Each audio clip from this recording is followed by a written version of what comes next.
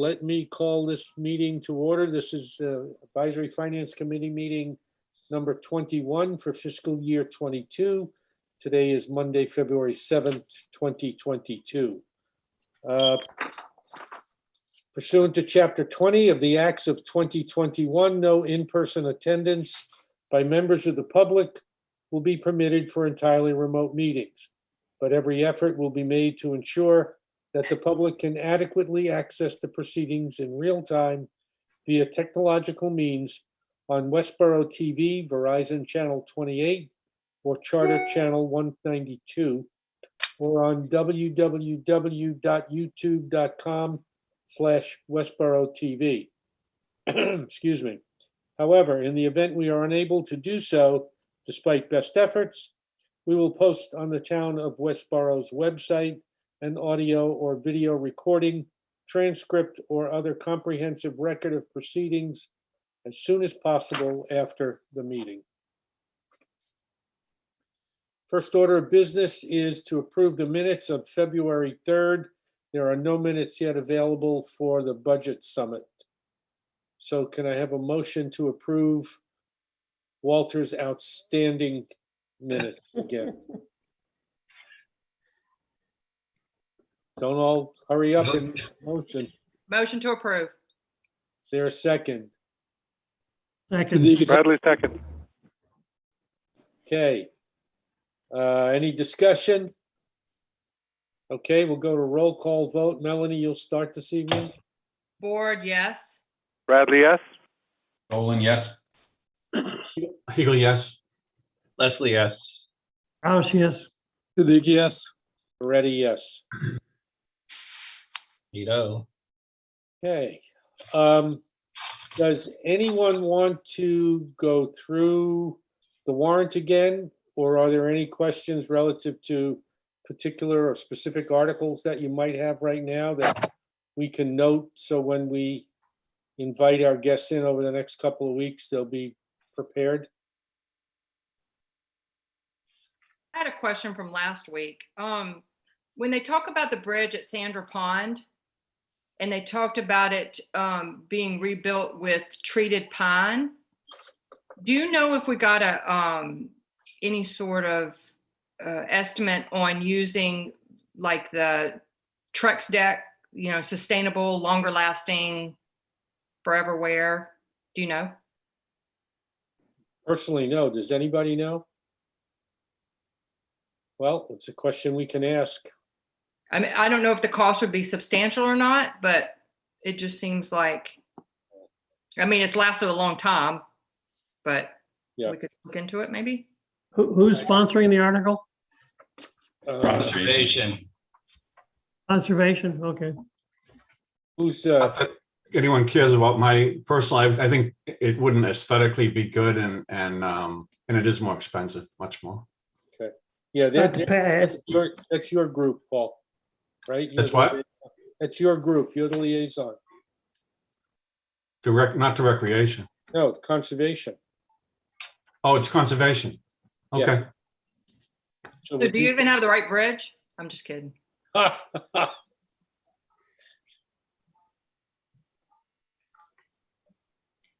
So will you check with them, Paul, and see what's what? Yeah. Thank you. Okay, any other questions on the articles, warrant, anything? Tuesday night, just to make you aware, if you haven't seen it, the citizens petition group, or at least a representative from that group, will be going to the select board meeting to request that the warrant be moved higher up on the, not the warrant, the article on Indigenous Peoples Day be moved higher up on the warrant toward the front, because they're thinking it's going to be an active discussion. So we'll just see how that comes out on Tuesday night. Anything else on the warrant right now? I think there's a couple of things at the select board meeting Tuesday that might answer some of the questions. I'll wait till after that. Okay, fair enough. Okay, Any liaison reports? Okay, hearing none. Did you all have a chance to take a look at the updated liaison assignment list? There's still a couple of openings. Mike, I saw a few of them, 5 or 6 were not filled. And I looked at the list, a lot of other people have like 5 or 6 assignments. I have only 2. So if you want me to fill in some of the simple ones. Yeah, if you'd like to do that, that's fine. I was gonna ask if, because it was brought up a couple of weeks ago, that do we necessarily have to fill every liaison assignment, or could we just have a standby kind of approach to it? If one of those organizations needs to speak with us, or if we see something pop at another meeting, then we could request, that we get somebody to interface with them, at least on a, as needed basis. Does anybody Okay. have any concerns about that, or what do you think about that idea? I think that's a good idea. That way you can do it on a case by case as it pops up. Yeah, a lot of these open ones don't look like you would, you may only occasionally need a liaison, but we should just be, I guess, aware if their articles do come up to get somebody going on it. Yeah. I mean, if anybody gets excited about weights and measures, we can do that. It's actually an interesting operation. They go around to every place that has a scale or a meter and they charge fees. So they must have a nice budget. But we'll just, if everybody is okay with case by case for the open ones. And the 2 I see that probably most likely to have things are Council on Aging and Youth and Family Services, because they actually have real budgets. Yeah. Cultural Council and Historical Commission and Weights and Measures, you don't see that popping up. Yeah. So let's, Z, if you want to take Council on Aging and Youth and Family Services, you're welcome to do that. Otherwise, we'll just leave them open and see what happens. Sure. No, but I was just trying to think how the process should work, that I should send an email to the contact person that I'm the liaison person. If they want to connect with the AFC, they can connect to me. Is that how most people do? Yes, and you could attend meetings as an observer, and as you see fit, depending on what their agendas look like. Sure. I can Okay. take up. Yeah. Okay. So we'll pencil you in for that, and the contact information is there. If you want me to get you the phone numbers, I can do that. No, I see it. I can just write an email to them. Okay, that's fine. All right. Any other questions about the committee, the liaison assignments? Okay, we can always change them if somebody feels the need to change. These are as updated as they could get. I got a lot of the information from the Select Board's office, so I think it's pretty accurate. Okay, moving on. Future draft agendas. I was advised before the meeting started that we might not want to meet on Monday night. And I note that it is Valentine's Day. So any concerns about that meeting on Monday, which is the 14th? Suddenly a lot of pressure if we don't have plans that night, isn't it? I was gonna say there were a lot of blank faces. Jeez. It'd be a good night to skip the meeting. On the advice of my attorney, who's also my wife, that I would suggest we skip that meeting. I thought I have an excuse. That's what I thought too, but it turned out I didn't.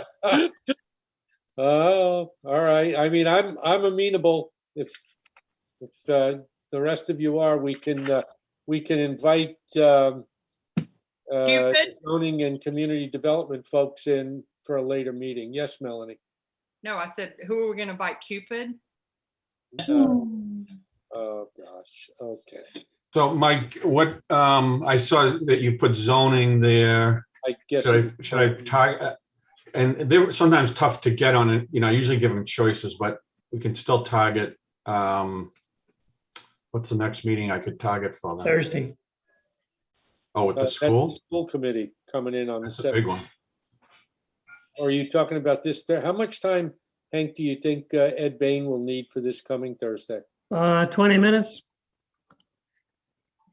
All right. Do you want to try to get them for this Thursday, short notice? And if not, we have an opportunity on the 28th. Okay, so this Thursday or the 28th? Yeah. No. Oh, Or the 3rd or the 7th or, the 14th. Well, it's got to go to the kinda printer tight by because then. we get close to the, I'm sorry, Walter? By the 14th of March, we have to be at the printer, so you probably don't want Yeah, well, to be that's, getting input at that point. well, yeah, especially since we're going to be voting. Well, the warrant closes on the 22nd. So we could vote on the 24th or the 28th. And has the school confirmed for the 17th? I haven't asked them yet. Well, Hank has got to ask them, sorry. Hank or Beth has got to ask them. Okay. So so Paul, you're gonna ask the planning or zoning folks to come in on the either the this Thursday, the 10th, or after on the let me look at this, on the 24th or 28th. okay. All right. Thanks. Any other concerns with this calendar?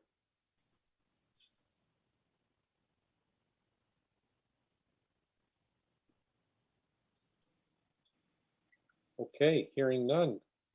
So other than the liaisons will contact whoever they are responsible for. In this case, it's Hank on the school committee, on the school folks, and the Affordable Housing Trust is already confirmed for this Thursday.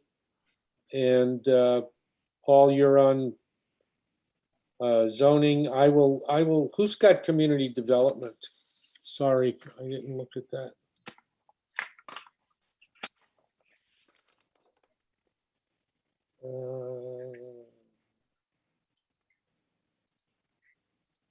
I don't think it existed Not before, assigned, right? no. We've got economic development, but Yeah, community development used to be more like building and yeah.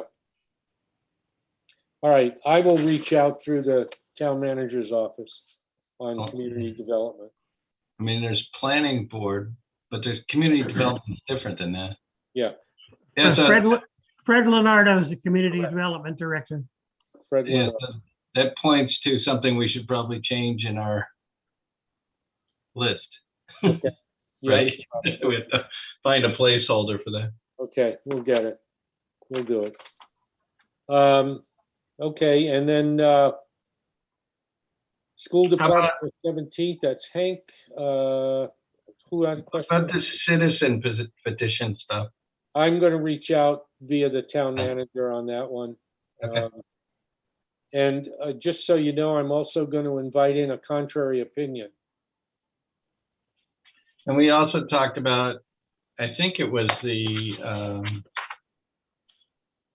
committee, the Diversity and Inclusion Committee that studied it, whether you want to get them in. This, we could, but this is based on. Can we just get their report? Can we please get their report and send it around to everybody? Yes. Since we had a bunch of people spend a lot of time digging into this and they did a report out to the selectmen, it's probably valuable to learn to see what they did. Yeah. And that may have a diversity of opinion as well as pros and cons. I So believe it does. You may not need an extra, someone coming from out of the blue that opposes it. Yeah. Here's the other thing. I happened to read in yesterday's Community Advocate that the Diversity and Inclusion Chair, who is, I think it's Kara Presley, she was not aware, at least at the time that article was written, who the petitioners were. So, yeah, so I think if you go back a ways, Mike, the reason they set the committee to go study that was they wanted to sort of avoid just a citizen petition popping out of nowhere. And so they sent it off to committee. That committee came back, recommended it, but the select board turned it down. So someone in the community decided to do it, bring it up their way anyway. So okay. Well, I'll check with the selectman's, with the town manager's office on both issues, a report of the Diversity and Inclusion Committee and who the petitioners are. Okay. Yeah, okay. Good. Anything else? Okay, moving on.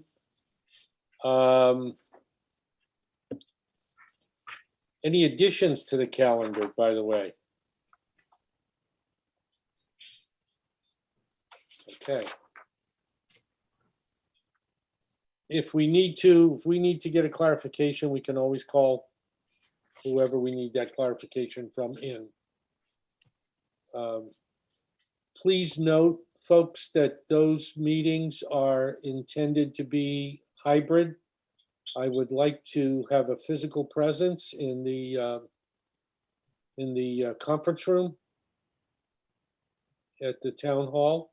I think it's important from the standpoint of presenting what they need to present, that they be physically present in front of us. But it will be a hybrid meeting for, our committee members. Okay. Oh, okay. Yeah. So that's good. I just realized you wrote hybrid or remote, so it's clear. Yeah. So they'll be in the Great Hall? No, in the Memorial Hall in the town hall. Memorial Hall. Okay. Yeah. Okay. All right. So can we talk for a little bit? We're actually doing very well time-wise, I see. Can we talk for a little bit on the retreat on Wednesday? Thank you all who sent in questions or comments. What I would like to get to this evening is get a consensus on 2 or 3 issues that we as a committee tend to see popping up or as important to express that to the school committee, and they are going to do the same.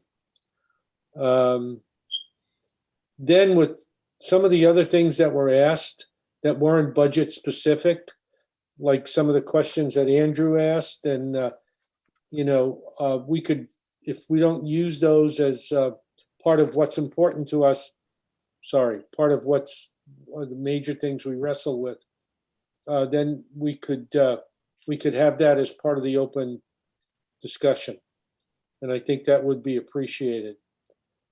So, based on what I got, let's start with Hank's issues or concerns that he raised, and it's centered around one that I thought was particularly interesting, was that town spending on services can be justified by the increase in population over the last few years. But spending in schools, and I'm paraphrasing, cannot be justified by the minimal increase in student population over the same time frame. And there was an exception. We had 1 year, I think, where we popped over 100 students.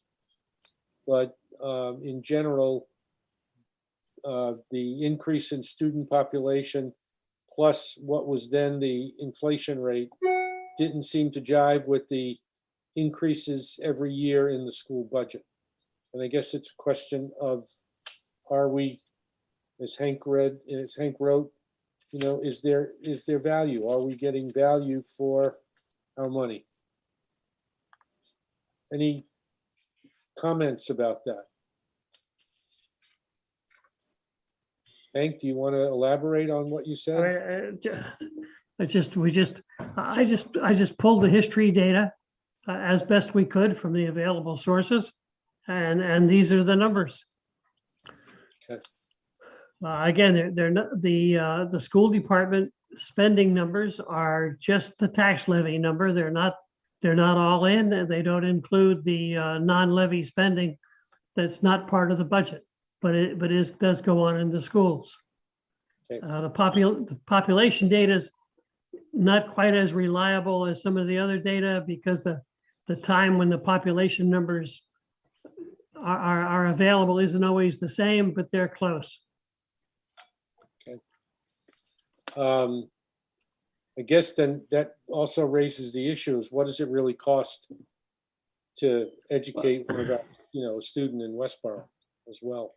So it's those are very broad, you know, we've got some data, and as best we could get it, that sounds, you know, like this is an issue that needs to be addressed at some point, Yeah, I mean, rather than later. to me, the key issue is, hey, the school population in FY 2023, the planned or the budgeted population is not substantially larger than the budgeted population in 2017.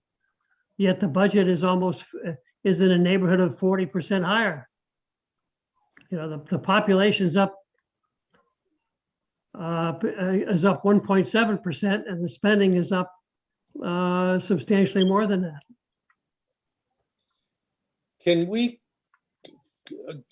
How do you folks feel about that? What do you think? Andrew, I know you have your hand up, but is it germane to this particular question? I think so. Only in as much as on a year-by-year basis, I think what Hank's done is taken us a step back to look over multiple years. But on a year-by-year basis, I know that the data that gets presented frequently is with regards to comparable per student spending in other of our you know, peer towns. So and in that regard, we end up being very, very favorable. You know, we end up looking very favorable for what our per pupil spend is. And I think that I hearing this conversation, we have to be ready to say, look, we know that's the case, but I think that there's something else here. And I think Hank's getting right at it about this significant bump, because if we just fall back into that old data, we're not really going to be covering new ground. Walter? I'm just wondering if you're going to get into the nuts and bolts of dollars and cost, and you're doing it with just the school board there. I thought we wanted to be a little less numbered, exact oriented, and a little more. I mean, you can pose this sort of thing, but you can't expect them to come digging out numbers at the thing, because that's the job of the finance director and the superintendent to a larger extent. They direct policies and can approve or disapprove, and they can talk to it. But I just don't know how much, whether that's better when the school department visits versus, I mean, the topic itself's okay. I don't know how, if you don't want to turn this into a 4-hour conversation about numbers, this seems like a very numbers-oriented question. That's up to me. I think personally, I think it can become that if we're not careful. But on the other hand, we know what they report to us as the cost of educating a student, because it's in their budget. What they report to the state is something different. It incorporates all of the other spending or any other costs that are allocable to the school department, such as debt and sorry, just lost my train of thought. But you know what I'm getting at, okay? I think we need to probably raise the question as to is it understood that this is an issue that we are trying to come to some kind of understanding about? What does it really cost? Now, when it comes to debt and the other assignable costs, I'm not so sure we can make an accurate comparison to benchmark communities, because not all of them have built new schools in the last few years. Not all of them have come up with new programs in the last few years. And not all of them have the same kinds of non-levy spending that we have. So I think that if we stay focused on Westborough, I think that getting an understanding of what it's really costing to educate one of our students, and I know there are moving parts. I think we all know there are moving parts, but Is that the topic for this once every 5-year opportunity to just discuss things with the school board? Yeah, I mean, the school board doesn't deal, I mean, the school board deals with setting the curriculum and setting the educational objectives. They don't, they're not dealing with are the schools competitive with other schools? And if we want to have a conversation with them, to me, the question is, have we changed the policies? Have we changed the curriculum? Have we changed the level of education that we're delivering in the last 5 or 6 years? And if so, why and to what degree? And how do we know that that's effective? I mean, yeah. So if you framed it as in what does the school committee see as the driving reasons for this overpacing the population change, then we might learn exactly what Hank just said, which is, well, they've mandated, these 5 things. We have to provide this. We have to do this, or whatever.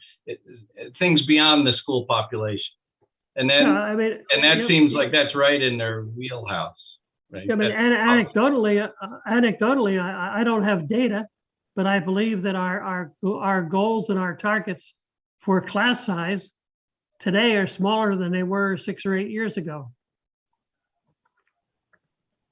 I don't know, but I believe that's true. That's the kind of question you might ask. Have we changed those policies, and have we changed the educational content? Are we offering a lot more courses and education and opportunities to the students? I mean, all of those services cost money.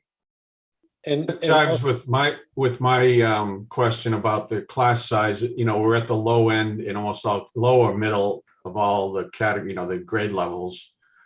So that makes me suspect that maybe where class size have been going down. If those are the guidelines, we wouldn't have always been at the bottom, probably. So it seems to jive those two things. Let's also, and again, this is good stuff, but let's also remember, school committee approves the budget. They vote on the budget, not just the town meeting.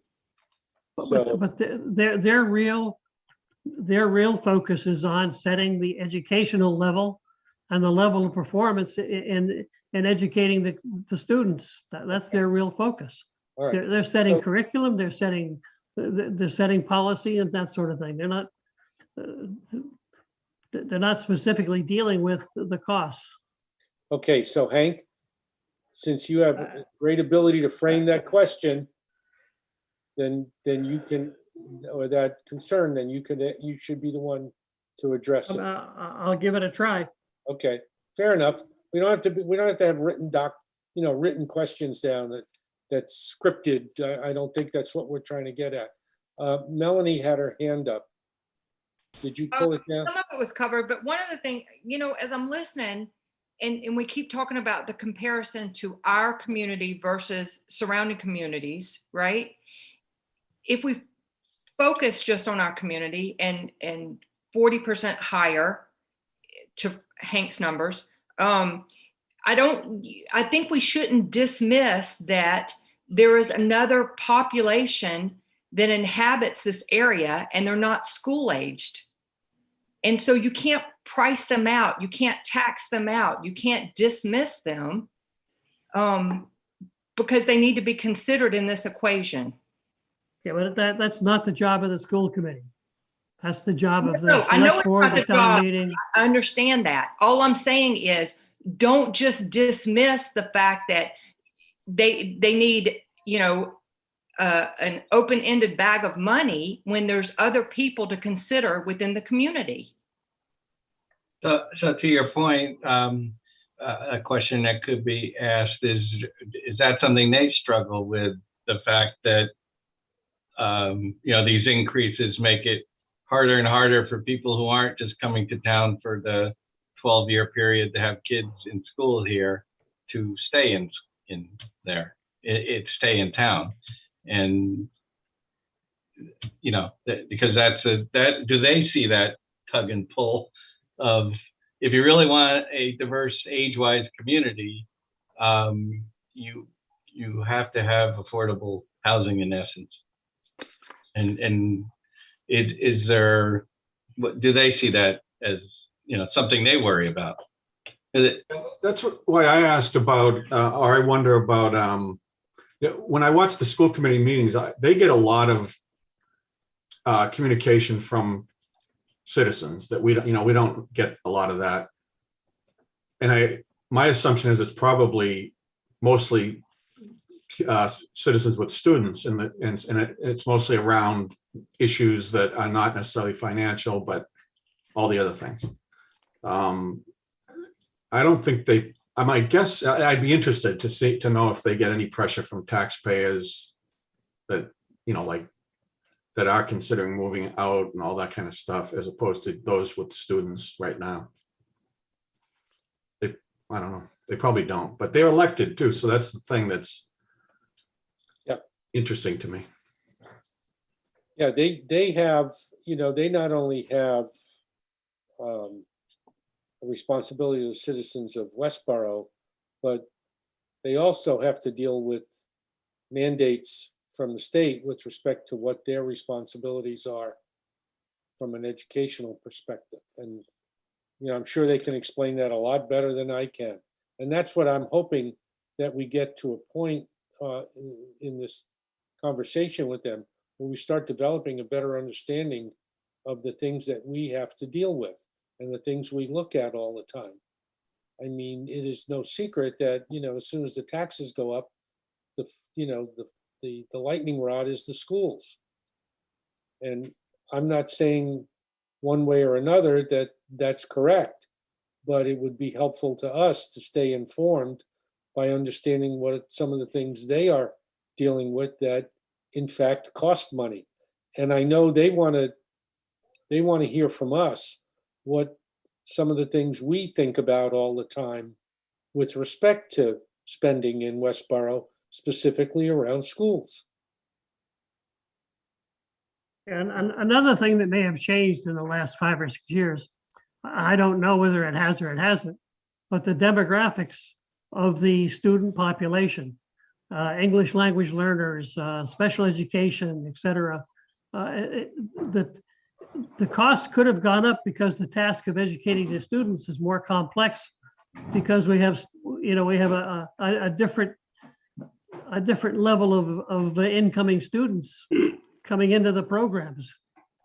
But who explains that? When you go in front of the town meeting, or well, hang on one second. Let me just get to, maybe and I'm not being an apologist for us or for them, Maybe it's a communication issue. You know, Hank, you raised some important issues there. Yeah, again, I don't know. I really don't understand what they're dealing with, but I assume they do. I don't know. So that's the whole point of this. And I think the kinds of questions that we're coming up with and the kinds of concerns we have are something that they can address or at least respond to, so we have an understanding. And we're not sitting around saying, what is this, what is that, and everything gets contentious. Any other? So we had Andrew's questions.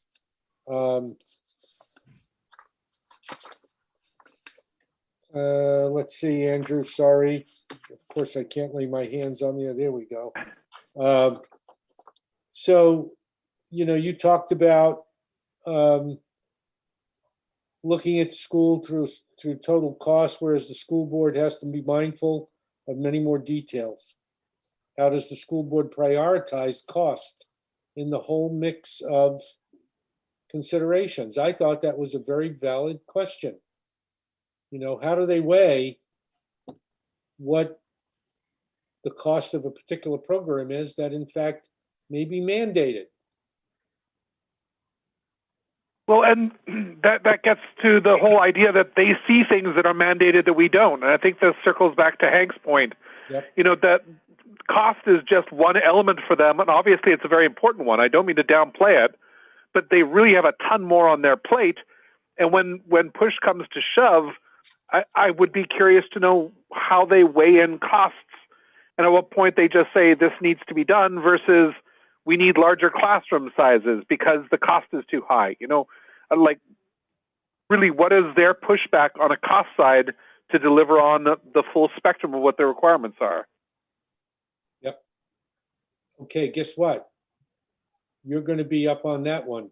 How's that? I would love to have that one. I've been looking to ask them for years. So I'm good on that. All right. Well, I remember last year watching the budgeting when the first or one of the first iterations of the budget was proposed to them. They kind of reacted like, well, we need to do better. At least one or two of them did. And it was all extraordinary because of the circumstances of last year. And so the administration did go back and cut some more and pull from here and there. This year when I watched them, I didn't watch every meeting, but I watched, I think, the right ones. They didn't push back on the overall number at all. They just, and it was, I felt almost like it was, fatigue from cutting fatigue, budget cutting fatigue from the last 2 years that it's like, well, we're not going to do that again this year. We're going along with whatever, because we already know that you've cut everything you can type of thing. I don't know. It seemed like a different approach this year. I felt the same way, even though I watched the budget process. But I guess it really, for me, is a question of, does it have to be done now? Does this particular thing that you're advocating for have to be done in this fiscal year, meaning 23? Or can it be done in 24 or 25? And it's that whole, do you really need it now, or is it good to have now and we can get at it later? And it's, we've got a tough budget we're dealing with. We've got very few things that we can control, and that's caused this increase in the tax levy. And so I think we as a committee need to be not asking just the school committee folks and the school department. We need to be asking everybody that comes before us, do you really need to do this now? Particularly if it's a raise and appropriate or a borrow.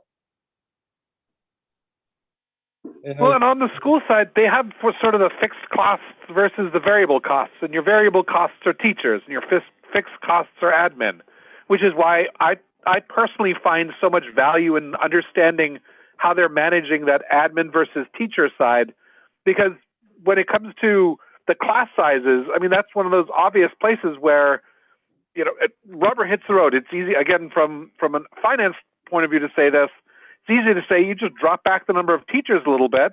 Yes, class sizes go up. We can still keep them in range, et cetera, et cetera. But there may be other things that they're juggling that say that isn't a cut worth making because of these extraneous factors, whether it's requirements or that sort of thing. So, yeah. Melanie, do you have any comments or concerns that you'd like to address? Did she disappear? No, she's right here.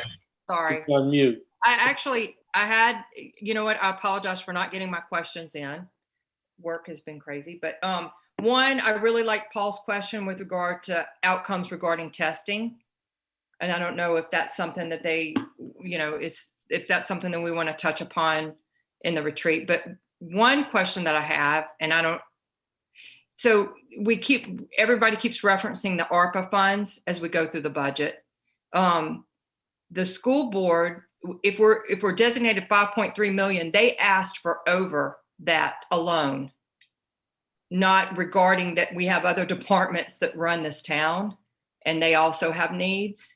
And so I was just curious, one of my questions is the mindset behind how you ask for so much, solely thinking of just the schools keeping our town running. Is anybody following my question? Yeah, I mean, but if you set up a competitive process, then people are going to compete. It seems dismissive, though. The way that they positioned it, it seems dismissive of the needs of other departments. No. Well, but again, it's not their job to worry about other departments. It's their job to worry about educating the children, and they're doing their job, and they're doing it very well. Okay. And it's the DPW's job to plow the streets, so each one of these organizations has a job, and they're all trying to do their job very well. Well, Melanie, let me ask you a question. Does your question go to, in the current environment, people ought to be thinking about the consequences of what they're asking for, not just for their particular environment, their particular pigeonhole, let me just use that word, versus maybe the overall benefit, perhaps. And you think about an ambulance running day to day versus a $350,000 playground, and they don't seem to have the same weight. Okay. Well, I think another way I thought of it, and this sounds maybe because Hank mentioned competition, so this sounds maybe kind of petty, but if I were the rest of the, what we call the town side, so to speak, non-school, they did everything they could to keep that budget, their increase down to, I think it's 3%, 2.6, whatever it is.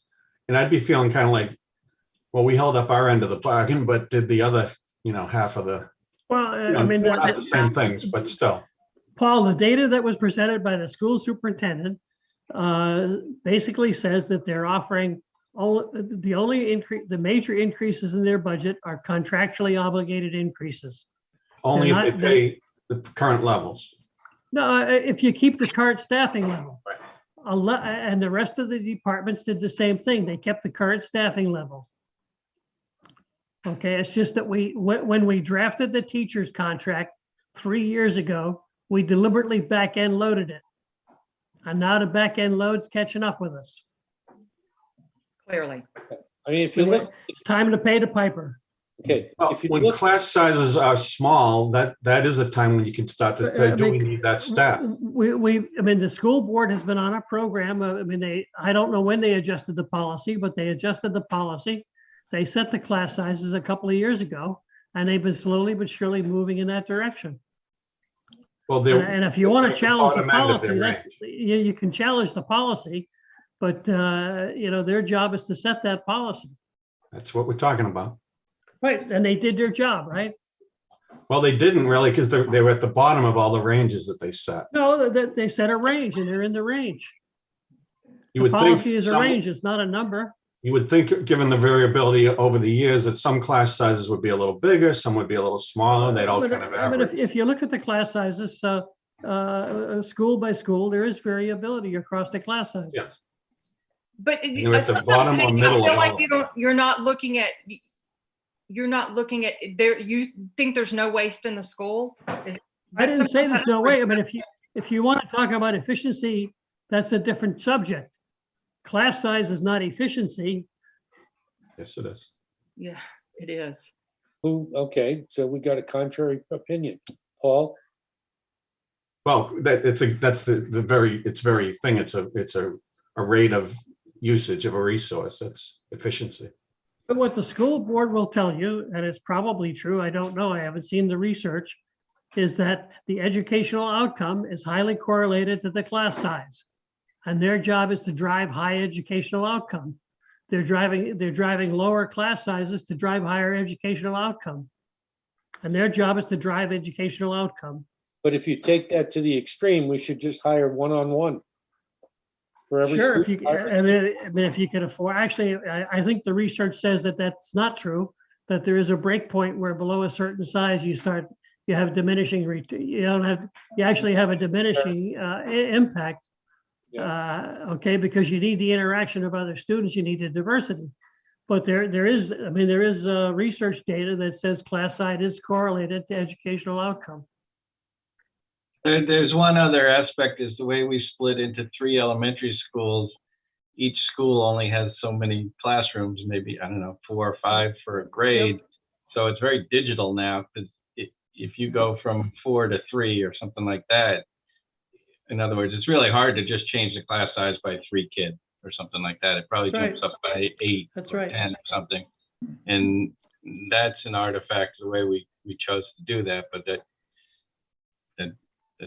it. But we have multiple schools, particularly in the lower grades, because many years ago, the community chose to have so-called local schools. People wanted to have schools that were neighborhood schools.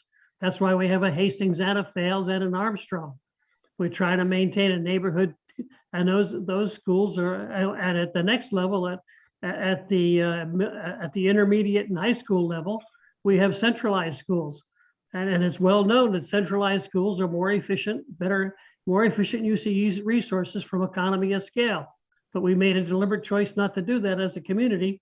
40 or 50 years ago, we made that choice, and we recently spent $50 million with the new Fales school, substantially re-implementing that choice.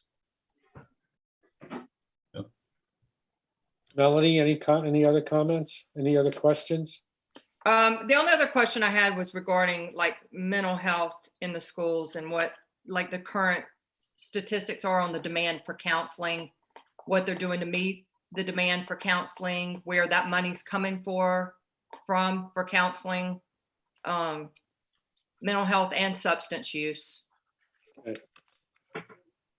Are you concerned that it's not being addressed? Yeah, and that it's going to start costing us more if it isn't? I don't know. Addressed adequately. I'm sure they're addressing it, but addressed adequately.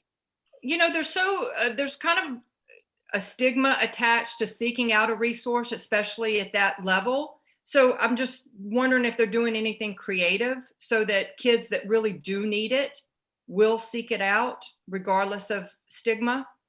I don't think you can go through necessarily ordinary measures to get input from kids. You gotta do something creative to get them involved and to even recognize. And also, I think everybody relegates counseling as the only source for kids. There are plenty of teachers out there with open doors, I'm sure, that, would welcome the opportunity to listen to a kid. Are we doing that? I have no idea. I have not, but feel free to bring that stuff up in the discussion tomorrow. All right. Anybody else with anything? Yeah, Melanie, did you put your hand up? I lowered my hand. Sorry. I lowered it, right? No, you raised it. Okay. That's all right. One of my other questions had to do with programs and their funding for the programs and how often they evaluate them. Like Ed Bain's perspective on what we do for our community and how we continuously accrue cost for businesses for our tax levy capacity. I wonder what the school does to shut down programs that are less popular or, much more expensive relative, relative to what kids are doing, especially when they think about how they're going to do it. And not even just shut them down necessarily, but size them. Does such and such need to have such a large group or take so much space or use so many resources? And I guess how they factor that into managing what is a really rich and diverse, set of options for the kids.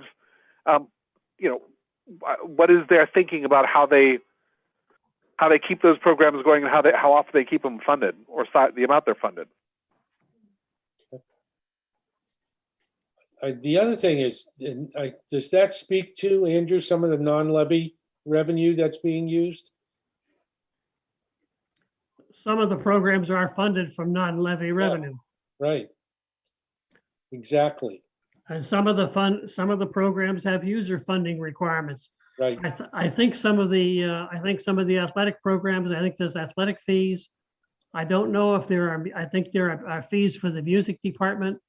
So I'm, my kids are long out of school, so I'm out of touch, but I believe there are a lot of fee-based programs. Yeah, there are. And they have some donation, some revolving accounts that are funded by donations. Yep. Yeah. So the question around, non-levy spending, we could leave that for the meeting with the department itself, with the folks from the department. But in I think in general, we've come up with a couple of 2 or 3 really solid, high level, call them headline kinds of concerns that we can address. They are, I'm sure, going to have a couple for us, and I have no doubt we'll be prepared to answer them. So, Hank, you're going to lead with your question or your concern, and Andrew and Melanie, I think you have something that probably we could look at in a broad sense with them and see where their thinking is on that. And then the rest of what we've talked about, the issue of value, the issue of cost per student, all of that stuff can come up in if not in the cross-table conversation, we can bring that up with the school department folks when they come with their budget. Is that a fair summation? Yep.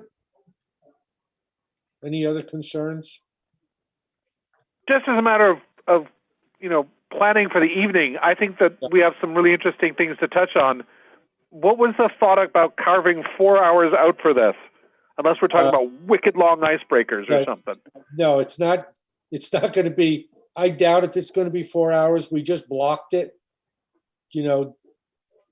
just to. Got it. Thank you. I'm heartened to hear that. Yeah, no, I think after, we will have had 3 meetings this week. We've had a meeting tonight. If you watch the select board or go to the select board, you'll have that. We have a meeting with them on Wednesday, and then we have a meeting on Thursday.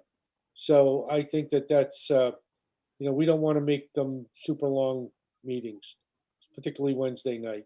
I don't think, and I'm totally speculating. I'm not sure they want to make it a 4-hour meeting either. But if it came to that, then we would have had one heck of a discussion.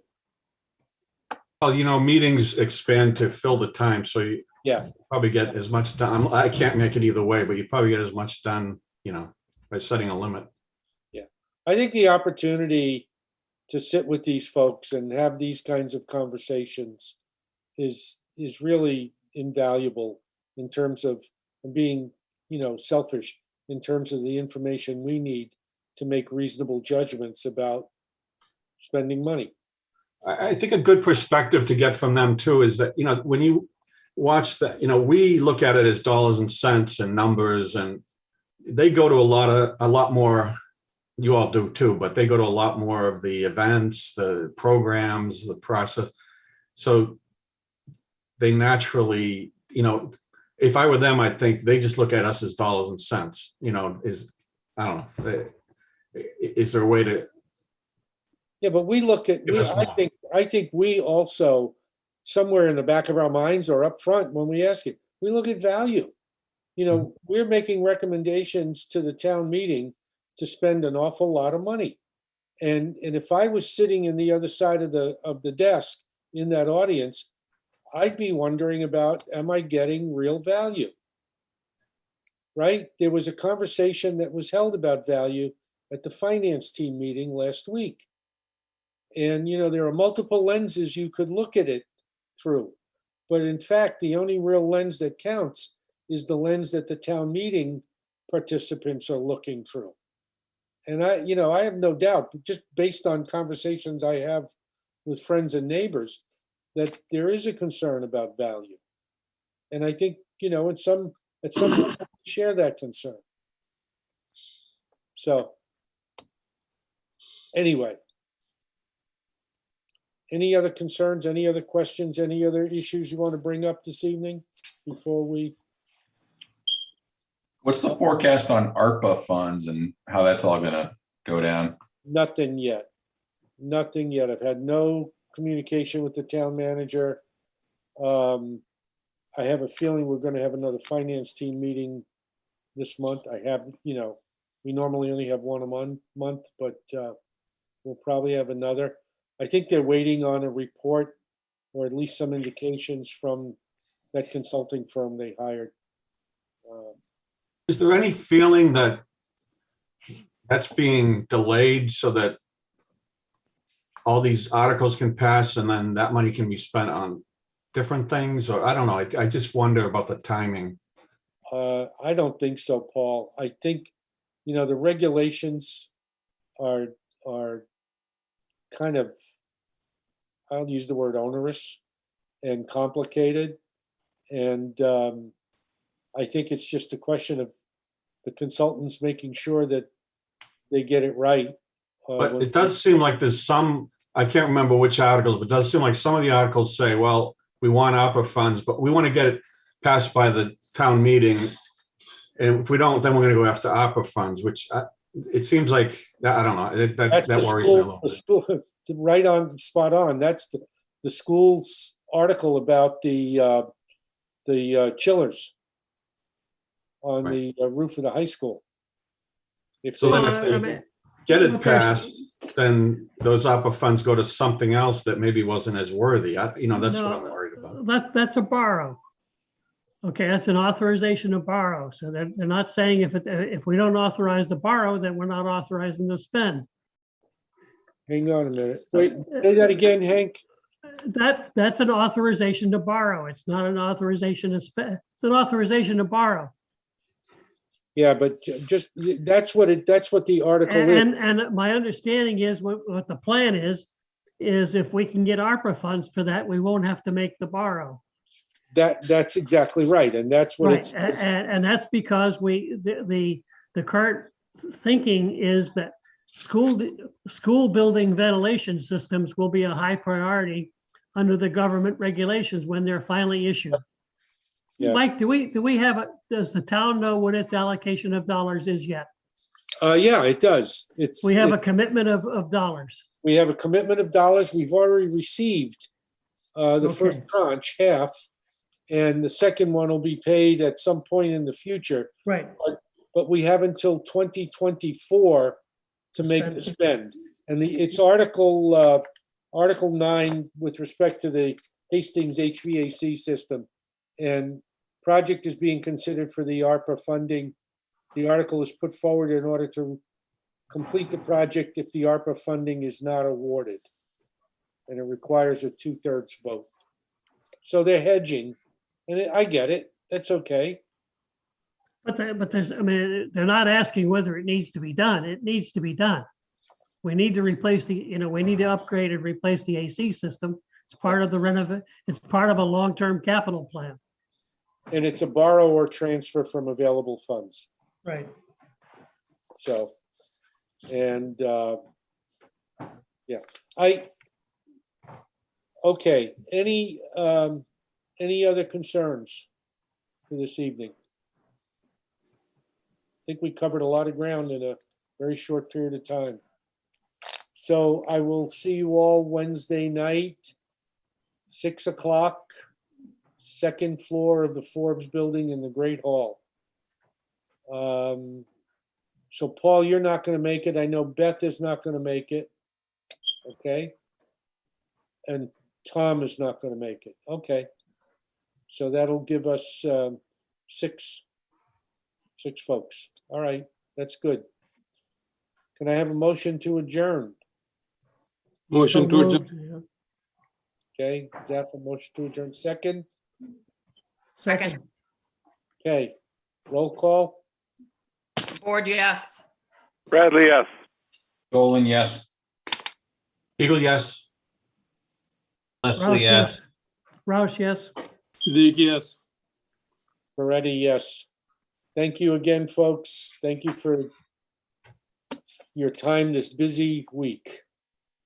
And Thank you. Thanks, Westborough TV. thank you, Yep, Westborough thanks. TV. Yep. Thanks all. Have a good evening. Good night, everyone. No. Cheers. Thanks for a good meeting, Mike. You're welcome. You made it.